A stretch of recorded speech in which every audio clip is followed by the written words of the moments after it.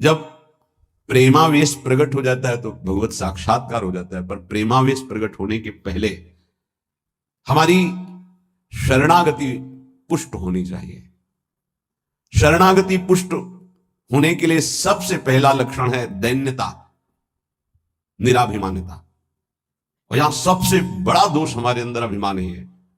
मैं विद्वान हूं, मैं भगत हूं, मैं अमुक हूं, ऐसा। दीनता हमारे प्रभु के मार्ग में, प्रेम मार्ग में सबसे पहला लक्षण आना चाहिए शरणागत भक्त का, दैन्य स्वभाव होना चाहिए। जो जितना झुकता है वो उतना महान होता है। झुकने वाला ऐसा नहीं कि जिसके प्रति झुक रहा है वो महान है, ऐसा नहीं। जो झुक रहा है वो महान है। दैन्यता। दूसरा है निष्कपटता। हमारे प्रभु की शरणागति की पुष्टता के लिए, शरणागति की तो अलग भाव वर्णन, हमारी शरणागति पुष्ट रहे, नष्ट ना हो। भगवत शरणागति पुष्ट तो भगवत प्रेम निश्चित प्रकाशित होता है। उपासक को देखना चाहिए कि दैन्यता है कि अभिमान है हृदय में। दैन्यता का स्वरूप है किसी भी तरह से हमें गाली दी जाए, अपमान किया जाए, निंदा किया जाए, तिरस्कार किया जाए तो मुझे ऐसा ही लगे कि मैं ऐसा ही हूं, इसी का पात्र हूं, उसे दैन्यता कहते हैं। वाणी से हम माइक से बोलेंगे कि हम अधम हैं, बड़े नीच हैं, बड़े ऐसे हैं, ये भी दैन्यता की भाषा है। और हाथ जोड़कर प्रणाम मुद्रा में रहेंगे, ये भी दैन्यता की मुद्रा है। लेकिन यहां हृदय की दैन्यता को कह रहे हैं कि जब कोई दूसरा कहे तू नीच है, अधम है, पाखंडी है, दंभ करता है, भक्ति नहीं है, और अपने को सीधी बात ये लगे कि सही बात है, मैं ऐसा ही हूं, इसे दैन्यता कहते हैं। शरणागति हमारी जो विक्षिप्त हो जाती है, जो दोषयुक्त हो जाती है, जो पूर्ण नहीं हो पाती शरणागति, उसका कारण देहाभिमान, उसका कारण गुणाभिमान, साधनाभिमान, इनमें से कोई ना कोई अभिमान होता है। इसलिए कह रहे सबसे पहला लक्षण बाबा की विचार में दैन्यता, और यह बहुत प्रिय है दैन्यता भगवान को। दूसरी है निष्कपटता। कपट नहीं रखना चाहिए। हरि और गुरुदेव, हरि गुरु चरण सेवा अनुसरहु, अर्चन बंधन संतत करहु, दास अंतन कर शुक्ला। हृदय में कम से कम एक जगह तो निष्कपटता आ ही जाए गुरुदेव भगवान से। पर यह बहुत छलिया मन है, ये सर्वज्ञ प्रभु से भी छल करना चाहता है, बहुत छलिया है। अगर हमारी शरणागति का अपहरण कोई करता है तो अभिमान और कपट। दूसरा जब निष्कपटता है तो कपट अगर है तो हमारी शरणागति ढक जाएगी। मोहि कपट छल छिद्र न भावा, मेरे प्रभु कह रहे हैं, यही दरबार दीन को आदर, पक्की बात। पहला है दैन्यता, दूसरा है निष्कपटता। शरणागत उपासक के हृदय में कपट नहीं। कपट का मतलब होता है कि मुख से कुछ और बोल रहे हैं और हृदय में कुछ और है। ये कपट प्राय अपने लोग बहुत अच्छी तरह हृदय में सजा के रखते हैं, इसलिए शरणागति पुष्ट नहीं होती। निष्कपटता, जैसे का हो वैसा, बिल्कुल गुरु के सामने, प्रभु के सामने, उसमें। तीसरा सत्यता। वाणी में सत्य, हृदय में सत्य, आचरण में सत्य, सत्य धर्मयुक्त। असत्य संपूर्ण संसार के भोग और संबंध है। किसी भी संबंध और भोग में प्रियता है तो शरणागति का अपहरण हो जाएगा। सत्य श्री भगवान, नाम, धाम, लीला, रूप, प्रेमी जन। इसके अलावा सब मिथ्या। जितना कुछ देख रहे हो परिणाम देखा जाता है, परिणाम में सब झूठा। चौथा सर्व समर्पण। सर्व शब्द लगा हुआ है, तन मन प्राण एक एक वृत्ति केवल अपने शरण की तरफ। यहां सर्व समर्पण नहीं होता, समर्पण होता है पर सर्व समर्पण नहीं होता। सर्व समर्पण कुछ हमारी पर्सनल वृत्तियां हैं, कुछ हमारी शर्तें हैं, कुछ हमारा है, तो सर्व समर्पण नहीं। सर्व समर्पण दशरथ जी महाराज के श्रीमुख के वचन, नाथ सकल संपदा तुम्हारी, मैं सेवक समेत सुत नारी, सर्वस्व आपका। जहां कहीं शरणागति पुष्ट पाई गई तो सर्व समर्पण वाले की, वो चाहे राजा ही क्यों न हो, महाराज शिवाजी, वीर शिवाजी, समर्थ गुरु रामदास जी सर्व समर्पण, पीपा जी सर्व समर्पण। कैसा शरणागति पुष्टता का ये लक्षण, सर्व समर्पण। पीपा जी महाराज राजभाव में अपने सब राज वैभव के साथ गुरुदेव श्री रामानंदाचार्य जी के वहां तो पार्षद खड़े रहते थे, सहज में ऐसे थोड़ी मिल सकते हैं आप जाके। प्रार्थना की, कह दो कि महाराज पीपा जी आए हैं और स्वामी जी के चरणों के दर्शन करना चाहते हैं, जाके सूचना दी, जाके कह दो कि हाँ राजा महाराजाओं की कोई आवश्यकता नहीं। स्वामी जी साक्षात भगवान का स्वरूप रामानंदाचार्य जी आए और उनका महाराज का आदेश है कि हाँ किसी राजा महाराजा की जरूरत नहीं। उनको लगा मेरे से कोई गलती हो गई। अच्छा, समस्त राज सैनिकों को, राज पोशाक को, सब एक साधारण को कहा कह दीजिए कि नीच पीपा दर्शन करना चाहता है श्री चरणों के, अधम पीपा। स्वामी जी से कहा, स्वामी जी ने कहा कह दो यहां खड़े खड़े क्या करता है, वो समीप में कुआं है वहां गिर जाए। आए और कहा आदेश है स्वामी जी का, वो समीप में कुआं है वहां आप जाकर के गिर जाइए कुएं में। जो आ गया, स्वामी जी बिल्कुल नजदीक पहुंच रहे कुएं के। स्वामी जी बिल्कुल अब पहुंच गए हैं, अगला कदम रोक दो, रुक जाओ, वापस आ जाओ। स्वामी जी निकल के आए, दर्शन दिया, जाओ हम स्वयं आएंगे तुम्हारे नगर में, फिर तुम्हें मंत्र और विरक्तता सब प्रदान कर। महापुरुष बना दिया। पीपा जी का पावन चरित्र, सर्व समर्पण, प्राण समर्पित है, कुएं में गिर जाओ मतलब तन प्राण सर्व। पहले में राज धन वैभव, बड़ा शरणागति का महामहिम स्वरूप है। ये समर्पणता तो हम दिखाते हैं, लेकिन सर्व समर्पणता नहीं। कुछ अपना है, कुछ आपकी बात मान लेते हैं, इसीलिए वो खिचड़ी बनी रहती, शरणागति नहीं हो पाती। जब उपासक के हृदय में अपना अस्तित्व तो रहता है तो उसको भक्ति नौटंकी नाटक नजर आती है। अपनी वासना की पूर्ति, अपनी इच्छा की पूर्ति के लिए वो भगवान की उपासना को नाटक समझने लगता है। अगर अपनी वासना, अपनी इच्छा, इसका त्याग कर दिया जाए तो भक्ति का परिचय मिलता है। प्राय बड़े बड़े महाभागवतों के घर वाले ही, परिवार वाले ही उनको नहीं समझ पाए और उनका तिरस्कार करें इस बात के लिए वो जैसा चाहते हैं वैसा आप चलिए, उनको जितना पसंद है आप कीजिए। जैसे कुछ भक्तों को हमको पूरी रज लगाना पसंद नहीं, बस हल्का सा तिलक लगा लीजिए, क्योंकि आपने गुरुमंत्र लिया इसलिए तिलक लगा लीजिए। ये जरूरी है पूरा मुंह में थोपना, क्योंकि तुम्हारी दृष्टि नहीं है ना, तुम रज पसंद नहीं करते, गाल गोरे पसंद करते हो। ये पसंद कर, ये चमड़ी कब तक रहेगी, नष्ट हो जाएगी। न तुम्हारी रहेगी ना जिसकी देख रहे हो उसकी रहेगी, पतन हो जाएगा। जिन जिन भक्तों का विरोध किया उनका पतन हो गया। ये सर्व समर्पणता भक्ति में जब साधक चलेगा तो अपने आप आ जाएगा, उसको किसी की कोई परवाह नहीं रहती। अपनी भक्ति में कहीं वांच नहीं आने देगा। जीवन की बाजी लगा दी है, अनंत जन्मों से बिगड़ी बात को बनाने चले हैं। तो हम ये देखते हैं कि देवता परिवार वालों की बुद्धि में बैठ करके उसको शरणागति से भ्रष्ट करना चाहते हैं। बस जैसा हम कहें वैसा तुम्हें चलना है। अब भी तुम अपना अधिकार रखते हो, भगवान की कृपा मनाओ कि अभी तुमको कुछ मान रहे हैं इसलिए सुन रहे हैं वो भक्तजन, और ना माने, केवल प्रभु को माने। तो रत्नावती जी ने मूड मुड़ा लिया और खिलाफत में बैठ गई उनकी आज्ञा के खिलाफ। राजन आज से त्यागती हूं, इस महल में प्रवेश नहीं करूंगी, केवल श्री भगवान का आश्रय लेकर संतों के बीच में रहूंगी। जो बिगाड़ना है बिगाड़ लीजिए। आखिरकार साष्टांग दंडवत और चरणों में गिरना पड़ा पूरे चरित्र के बाद। तो बहादुरी तो तुम्हारी इसी बात की है कि अपने प्रभु के चरणारविंद में आपने अपने अपनापन का दान कर दिया। अब प्रश्न नहीं खड़ा होता, तुम साधना का स्वरूप क्या जानते हो? अरे चित्त प्रभु में लगा है, पूरा दिन हो गया उठे ही नहीं आसन से, भगवदाकार वृत्ति है आसपास सब।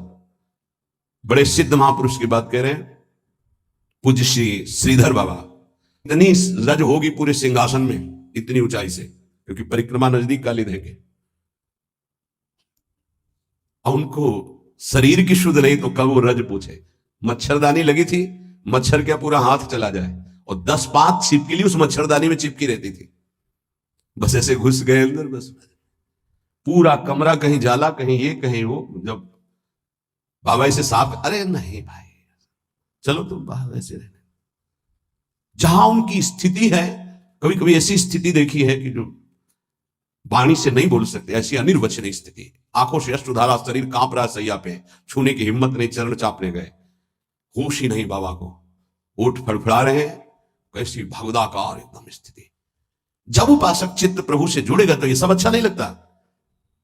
बढ़िया संगमरमर, बढ़िया सैया, बढ़िया नहीं खान पान ते भावे है, नहीं कोमल वसन सुहावे है, सब विषय लगे ते खारा है, हरिहासिक का मग न्यारा है। क्या चल रहा है? ये दिमाग क्या कह रहा है? हर भाव हमारा केवल लौकिकता से जुड़ता है। भजन को क्या जाना, लौकिकता सिद्धांत को भजन माना जाता है। इसीलिए यहां शरणागति के ये अलग कोटि से वर्णन कर रहे हैं बाबा। नहीं, नवधा भक्ति का जो वर्णन होता है ना, उसमें श्रवणम कीर्तनम स्मरणम, शरणागति को बचाने की बात, पुष्ट करने की बात, पूर्णता की बात। पांचवा सर्वाधारता। कोई भी हो, सबका आधार भक्त बन जाता है, घोर विषयी को भी रास्ता दे देता है। चलो ऐसे चलो भगवान के मार्ग। सच्ची कहते हैं, कोई अगर भक्तों के हृदय को जान जाए तो लूट ले, माला माल हो जाए, पर वो भगवान ऐसी सीमा रखते हैं कि तुम जान ही नहीं सकते हो। जैसे कोई फिसल के गिर गया तो आप खड़े होकर नहीं उठा सकते हो, फिसल के गिरने वाले की गिरने की स्थिति में पहुंचना पड़ा, वैसे ही झुक के, वैसे ही गिर के, फिर उसे उठा करके फिर खड़ा किया गया। जितनी स्थिति में वो गिरा हुआ उसी स्थिति में पहुंचकर उठा।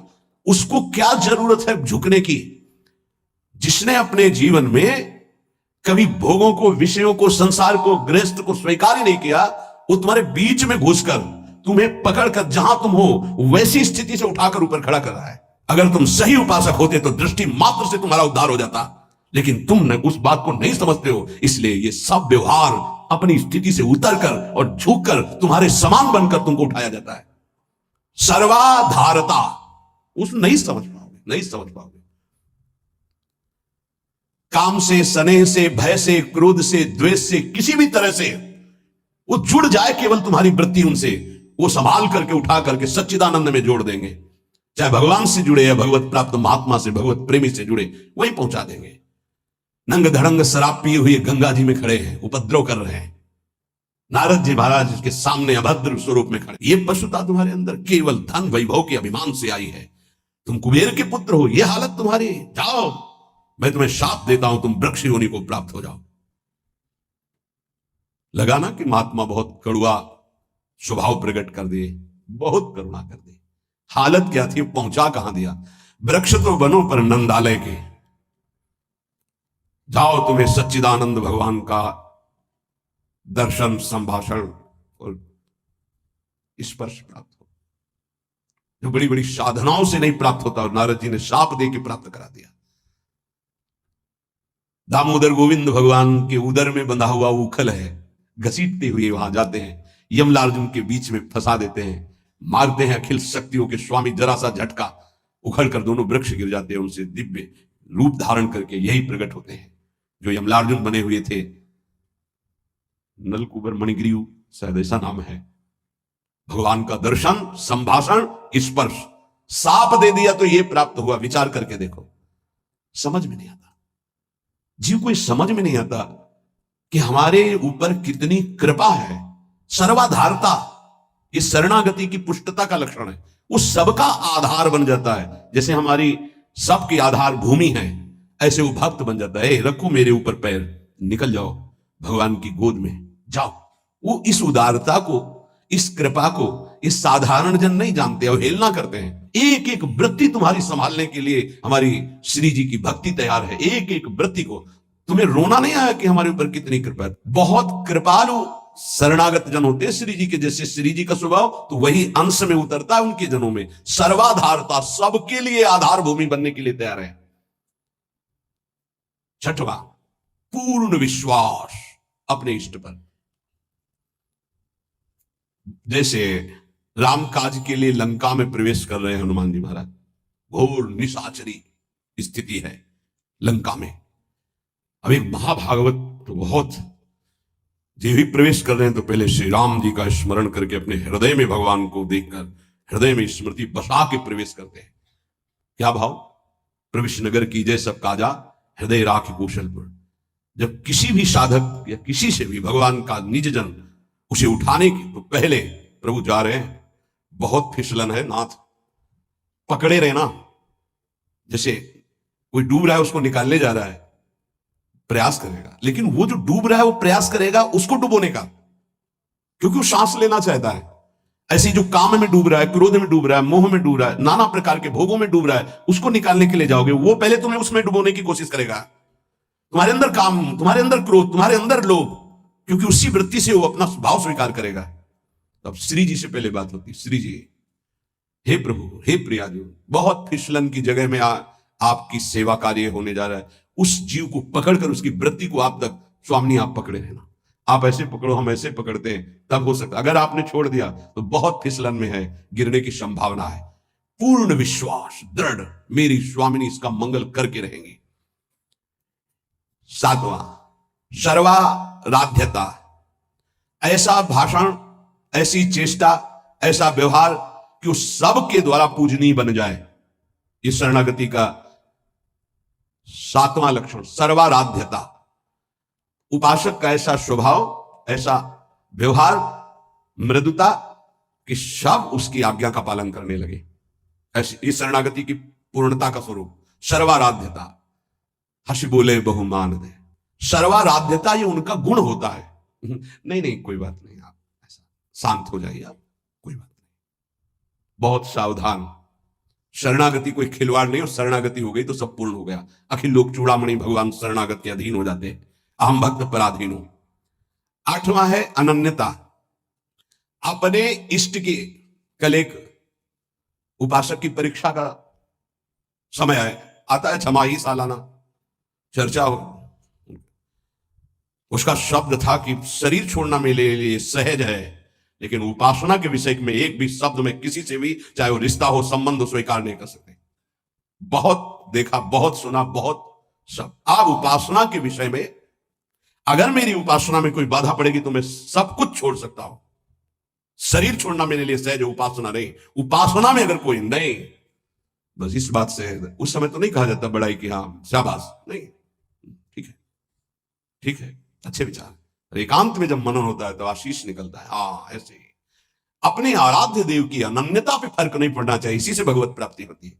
हे 4 दिन के पति पुत्र परिवार के संबंध है, अनंत काल का संबंधी मेरा उससे मिलने का अवसर आया है। अब ये सब माने हुए नहीं, जो है उनके लिए है। प्रभु मेरे प्रीतम, मेरे पति, मेरे प्राणनाथ, मेरे जीवन, ये माने हुए हैं।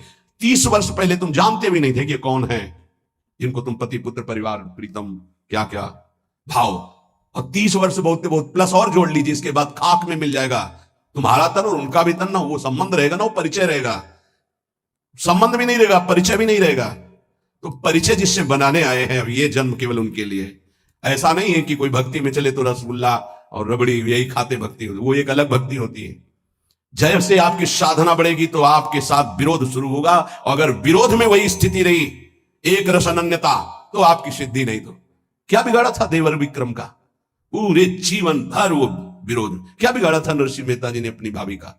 जीवन भर भारी विरोध। क्या बिगाड़ा था विभीषण जी ने रावण का? भला ही तो सभा में लात मार के भगा दिया। क्या बिगाड़ा था विदुर जी ने धृतराष्ट्र और दुर्योधन का? गांव के बाहर एक अकिंचन की तरह कुटिया बना के नहीं पाना दे। ये बहुत सूक्ष्म विषय। अपने इष्ट की अनन्यता में कोई फर्क जीवन में नहीं आना चाहिए, चाहे जैसी परिस्थिति आ जाए। इष्ट और गुरु संबंध में कोई फर्क नहीं पड़ना चाहिए। बहुत संबंध देखे, हर संबंध का निर्वाह उतना ही करेंगे जितना इष्ट और गुरु के संबंध में बाधा नहीं पड़ेगी। इष्ट और गुरु के संबंध में बाधा पड़ जाए से हर संबंध में आग लग जाए। जाके प्रिय राम वैदेही तजिए ताहि कोटि वैरिशम जद्यप परम स्नेही। अगर अपने को समझता है कि मेरे द्वारा भरण पोषण होता है, जात से तेरा पानी भी नहीं पिएंगे, देखते हैं शरीर चलता है नहीं। निकल करके हम चौराहे पे बैठ जाते, देखते हैं वो विश्वम्भर मुझे रखता है कि नहीं। वो अनंत ब्रह्मांडों का सृजन करने वाला एक क्षण में सब कुछ ठीक कर देगा। क्या चरित्र भक्तों के ऐसे ही मनोरंजन के लिए नहीं पड़े जाते? ये आदर्श है। महाजनों गतेन सा पंथा। रत्नावती जी के लिए मारने के लिए क्या उपाय नहीं किया माधव सिंह ने? मैं राजा हूं, मेरी ये रानी, और ऐसा उदंडता, मुड़ मुड़ा के संतों के बीच में बैठना। सीम की चाप सके को तासु बड़ रखवार रमापति जासु। भक्ति मार्ग में, भगवत मार्ग में यदि कदम रखा है तो अपने मार्ग नहीं छूटना चाहिए, चाहे प्राण छूट जाए। ये आखिरी बाजी है। ये सब छूटेंगे माने हुए पति पत्नी पुत्र परिवार भाई बंधु, इनका कोई अस्तित्व तो नहीं है। आज नहीं तो कल ये छूटेंगे ही। लेकिन जिनके लिए जन्म जन्मांतर से भटक रहे, उन प्रभु को नहीं। अगर तुम्हारी समझ में आ रही हो तो बात पकड़ लो। तजो पिता प्रहलाद विभीषण बंधु भरत महतारी गुरुबल तजो कंत ब्रज बनितन भे मुद मंगलकारी। स्वयं मंगल नहीं, सबका मंगल करने वाले वो महापुरुष बन गए जिन्होंने भगवान के आश्रय में मेरे कारण मेरे प्रभु श्री राम को 14 वर्ष का वनवास, मेरे को राजगद्दी, जा पापिनी आज से तेरा कभी मुख नहीं देखूंगा और कभी मां नहीं कहूंगा, भरत जी ने कहा। साष्टांग दंडवत पिताश्री कह के प्रहलाद जी बात करते थे हिरण्यकश्यप से। जिस समय भगवान के मार्ग का विरोध किया तो कहा जा आज के बाद कभी पिता नहीं, दैत्यराज, ऐसे संबोधन। 5 वर्ष का बालक। कहीं भक्ति में प्रभु के संबंध में कोई भी संबंध बाधा पहुंचावे तो भगवत संबंध नहीं छोड़ना। जहां तक हमारी भक्ति की पुष्टता है वहां तक हम निर्वाह कर सकते हैं। अगर हमारी भक्ति के नष्ट होने का विषय आता है तो तजिए ताहि कोटि वैरिशम यद्यप परम स्नेही। अगर निष्ठा पकड़ पाओगे तो पार हो जाओगे, नहीं अपने और परिवारजनों के और सगे संबंधियों के हृदय में ही दैवी माया प्रेरणा करती है कि आप इसके मार्ग को रोकिए और भ्रष्ट कीजिए। हमारी बात को पकड़ लेना। जाके प्रिय न राम वैदेही तजिए ताहि कोटि वैरिशम यद्यप परम स्नेही। हम उतनी अनुकूलता आपको देने के लिए तैयार हैं जितने से हमारी भक्ति सुरक्षित है। हमारी भक्ति में बाधा पड़ेगी तो हम अपने शरीर को भी बर्दाश्त नहीं करेंगे। फिर आपकी बात क्या है? ये उपासक के हृदय में होना चाहिए। ये अगर आराध्य देव की निष्ठा में ये बात नहीं तो फिर क्या बात है? फिर है क्या बात है? फिर तो वास्तविक नाटक हो गया, जीवन नाटक हो गया। आप समझ नहीं सकते तुम क्या शरणागत होते हो, वो शरण तुम्हारे लिए समर्पित हो जाता है, तुम समझ ही नहीं पाते हो। बड़ा विचित्र खेल है। इसीलिए प्राय इस झंझट में नहीं फंसते। अपनी मस्ती में रहने के लिए इस झंझट में नहीं फंसते। गुरु चेला समाज कल्याण उद्धार, जाओ तुम अपने प्रवाह में बहो, हम अपनी मस्ती में सुने न काहू की कही कहे ना अपनी बात। तो जब सेवा मिलती तब हम आपसे प्रार्थना करते हैं। जब तक भगवत साक्षात्कार स्वयं का ना हो जाए तब तक कभी किसी को शिष्य न बनाए। ये नियम ले ले, ये गांठ बांध ले। नहीं तुम गुरु बनोगे कि तुम उसके चेला बनोगे, फाइनल में कुछ पता नहीं है। पक्का जानते हो संतों को जो पीड़ा होती है किसकी होती है? ये प्रसाद मिलता है, इनको क्या पता? यही प्रसाद। अगर आपको प्रमाण मानकर किसी ने प्रश्न किया और आपने उत्तर दिया और उसमें कोई गलती है तो उसका नर्क आपको भोगना पड़ेगा, दंड आपको भोगना पड़ेगा। आपने कह दिया जाओ सब कुछ माफ, वो पूरा हिसाब आपके ऊपर लागू होगा। ये कोई खिलवाड़ समझते हो? उत्तर दे देना कोई खिलवाड़? बातें बनाना उत्तर नहीं होता। महाराज आज तक जो कोई बात नहीं, तुम छोड़ो, राधा राधा जपो, आगे बढ़ो, हम देख लेंगे। देख लेंगे ऐसे कैसे? जैसे महाप्रभु चैतन्य देव ऐसे करके गंगा जल खड़े करके पाप ले रहे हैं, तो उन्हीं के चरण आश्रित हैं भक्तजन, उसी प्रेमावतार, उसी भगवत स्वरूपों के। आप क्या जानते हो इस रास्ते? जो आप तुम चैन से मुस्कुराकर बात करते हो तो तुम्हारे जीवन में कुछ ट्रांसफर हुआ है। तुम्हारा उधर और उधर का उधर। अगर जान जाओ तो रोते रहोगे कि हम पर कितनी कर, फिर भी हम उनकी अवहेलना करते हैं। सच्ची कहते हैं कि हमारी बड़ी दुर्दशा है हम लोगों की कि हम ऐसे गुरुजनों का, ऐसे कृपालु आराध्य देव की कृपा की अवहेलना करते हैं। वो कृपा पे कृपा करते जा रहे हैं, हम उनकी अवहेलना पे अवहेलना करते चले जा रहे हैं। वो समेट करके आपको इसी जन्म में भगवत प्राप्ति करना, आप फैलाकर अनेक जन्मों के लिए इतिहास रचना चाहते हैं। बड़ा विचित्र खेल, बहुत विचित्र खेल। इसीलिए जो चतुर सुजान होते हैं वो इस गुरु चेला के संबंध में नहीं फंसते। हमारी सामर्थ्य नहीं प्रभु, किसी और को बुलाइए। राधा राधा राधा, और भगवान की लीला होती है। ये जो सेवा मिलती तो सामर्थ्य देते, उन्हीं का कृपा प्रसाद। पर हम इतना जरूर कहते हैं जब तक भगवत साक्षात्कार ना हो जाए तब तक किसी को शिष्य ना बनावे। पक्की बात, शिष्य बनाना कोई मजाक नहीं है। हरे शिष्य धम शोक न हरे सु गुरु घोर नरक मा परे। जैसे किसी की बेटी सयानी हो जाए तो ब्याह के लिए पिता की चिंता बढ़ जाती है, चाहे वो जनक जी जैसे ही क्यों ना ज्ञानी हो। ऐसे ही शिष्य बनाने के बाद पूरा भार गुरु के ऊपर आ जाता है। इसका आचरण पवित्र हो, इसका जीवन श्री जी से मिले, इसका कैसे स्वभाव बदले, ये कैसे निष्काम बने। आपने जो संबंध बनाया उस संबंध को पूर्ण कर लो, श्री जी से मिल जाओ। ये बड़े बड़े जो महापुरुष दैन्य भाव से आपको प्रार्थना करते हैं कि मैं आपसे प्रार्थना करता हूं भाई, हे सखे, हे मित्र, ये हम समझ नहीं पा रहे। सर्वाधारता, पूर्ण विश्वास, सर्वाराध्यता, और 8वां अनन्यता, और 9वां निज स्वरूप सामर्थ्य विस्मरण। ये शरणागति, पूर्ण शरणागति, निज स्वरूप सामर्थ्य विस्मरण, ये प्राय प्रेमी जनों में पाई जाती है। अपार सामर्थ्य है लेकिन एक साधारण आदमी उनको अपमानित करके चला जाता है, कभी दंड विधान नहीं करते। करत जे अनुशयन निंदक तिनहु पे अनुग्रह कियो। निज स्वरूप विस्मरण, आराध्य देव में इतनी तन्मयता कि मैं आराध्य देव का चिंतन कर रहा हूं ये भी भूल गए। ब्रह्म नहीं, माया नहीं, नहीं जीव नहीं काल, अपनी ही सुदिना रही, एक रहे। ये नई बात बाबा से मिली है, जो नौ शरणागति के स्वरूप, जैसे नौ शास्त्र में जब पढ़ो तो श्रवणम कीर्तनम स्मरणम विष्णुपाद सेवनम अर्चनम बंदनम दास्यम सख्य आत्मनिवेदनम, पर पूज्य पाद उड़िया बाबा जी ने पहला दैन्यता, दूसरा निष्कपटता, तीसरा सत्यता, चौथा सर्वसमर्पण, पांचवा सर्वाधारता, छठवां पूर्ण विश्वास, सातवां सर्वाराध्यता, आठवां अनन्यता, नवा निज बल निज स्वरूप विस्मरण। निज बल निज स्वरूप विस्मरण, कोई तपस्या का बल, साधना का बल, इसका स्मरण नहीं, अपनी भी स्मृति नहीं। एक रहे हो नंदलाल, अपनी ही सुधि ना रही हो, एक रहे हो नंदलाल। ये जो नौ शरणागति की वार्ता हुई, इस पर विचार किया जाए। और सबसे प्रार्थना है, कई बार सत्संग में कहा, कदम जो अगला बढ़ जाए प्रभु की तरफ, ऐसा दृढ़ जमाना कि आंधी आवे तो उखड़े नहीं।